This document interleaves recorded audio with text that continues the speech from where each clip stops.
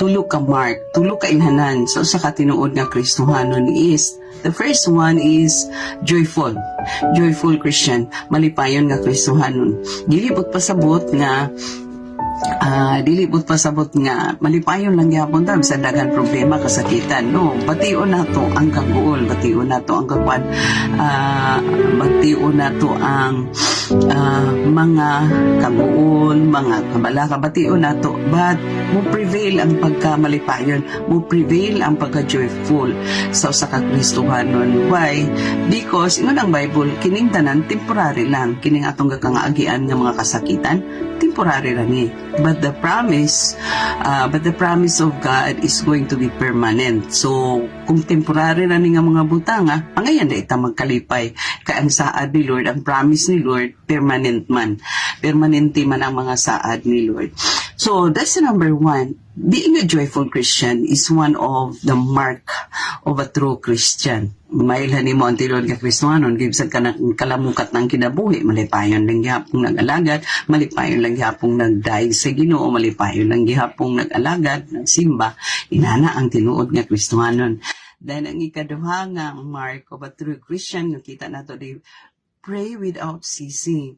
Ang ikaduha di ay prayerful Christians. So, ito primero, joyful Christians. Ikaduha, prayerful Christians. So, ang tinuod nga Kristohanon, even in spite of the difficulties in life, malipayon, kading may nampuon, so prayerful. Then ang ikatulo na din sa 18, give thanks in all circumstances.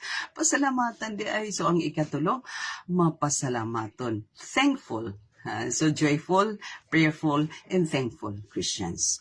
So we thankful about is even in the midst of problems, difficulties in life, ang atong kapasalamatan because dunay giandam ni Lord ni solusyon sa unahan. Ang atong gipasalamatan is the way out or the solution of the problem because God is there. So, munang dako kay diferensya sa kinabuhing Kristohanon o sa dili Kristohanon. Munang dako kay diferensya sa tinuod nga mga Kristohanon o sa dili tinuod nga mga Kristohanon. Kay ang dili Kristohanon o Kristohanon undergo mga problema. There's no exemption. Nobody is exempted when it comes to problems, difficulties in life. Tanan Kristohanon, dili Kristohanon ga undergo na. But ang nakalamang sa mga Kristohanon, because in the midst of problems, difficulties in life, dunay saad ni Lord. O, di ba? Dunay saad ni Lord. Dunay tig-provide og solusyon. Dunay tig-provide og promise nga dili gyud magbakak. Promise nga made to be fulfilled. Dili promise nga made to be broken. Promise that was made to be fulfilled. So, yun ana ang Lord nga atong gialagaran. So, three basic mark of a true Christian is joyful, prayerful, and thankful unto the Lord. So, yun na maigsoon nga naatay na kutlo karon no gisugda nato gikan sa 16, 17, and 18 ang mark of a true Christian nga malipayon ni unya may nampuon ni unya mapasalamato ni dili ingratitude, dili ingrato ang Kristohanon, no?